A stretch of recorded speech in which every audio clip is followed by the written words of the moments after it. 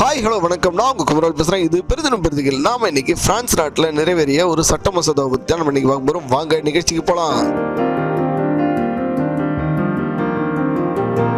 ஐரோப்பிய நாடுகளில் ஒன்றான பிரான்ஸ் நாட்டில் கருக்கலப்பை பெண்களின் அடிப்படை உரிமையாக அங்கீகரிக்கும் சட்ட மசோதா அந்த நாட்டு நாடாளுமன்றத்தில் நிறைவேற்றப்பட்டிருக்கு. இந்த சட்டம் நிறைவேறியுள்ளதால் அரசியலமைப்பில் கருக்கலைப்பு உரிமையை வழங்கிய முதல் நாடாகியுள்ளது பிரான்ஸ். ஐரோப்பிய நாடுகளில் ஒன்றான பிரான்சில் பெண்கள் கருக்கலைப்பை செய்வதை அடிப்படை உரிமைகளில் ஒன்றாக மாற்ற வேண்டும் என்று அங்குள்ள பெண் செயல்பாட்டாளர்கள் குரல் கொடுத்து வந்திருக்காங்க. குறிப்பா கடந்த 2022ஆம் ஆண்டு அமெரிக்காவில் பெண்கள் கருக்கலைப்பு செய்வது அடிப்படை உரிமை இல்லைன்னு அந்த நாட்டு நீதிமன்றம் தீர்ப்பளிச்சிருக்கு. இந்த தீர்ப்புக்கு பிறகு பிரான்சில் கருக்கலைப்பு உரிமையை பெண்களின் அடிப்படை உரிமைகளில் ஒன்றாக மாற்ற வேண்டும் என்ற கோரிக்கை வலுத்தது. பிரான்சில் உள்ள பெண் செயல்பாட்டாளர்கள் குரல் கொடுத்து வந்திருக்காங்க. இதையடுத்து பிரான்ஸ் அதிபர் இமானுவேல் மேக்ரான் இதற்கான உறுதிமொழியை அளிச்சிருக்காரு. இந்த நிலையில தான் பிரான்ஸ் நாடாளுமன்றத்தில் பெண்களின் அடிப்படை உரிமையாக கருக்கலைப்பை அங்கீகரிக்கும் சட்ட மசோதா நிறைவேறியிருக்கு. பிரான்ஸ் நாடாளுமன்றத்தில் நடைபெற்ற சிறப்பு கூட்டத்தில் கருக்கலைப்பு மசோதாவிற்கு ஆதரவாக 780 உறுப்பினர்களும் எதிராக 72 உறுப்பினர்களும் வாக்களிச்சிருக்காங்க. மொத்த உறுப்பினர்கள்ல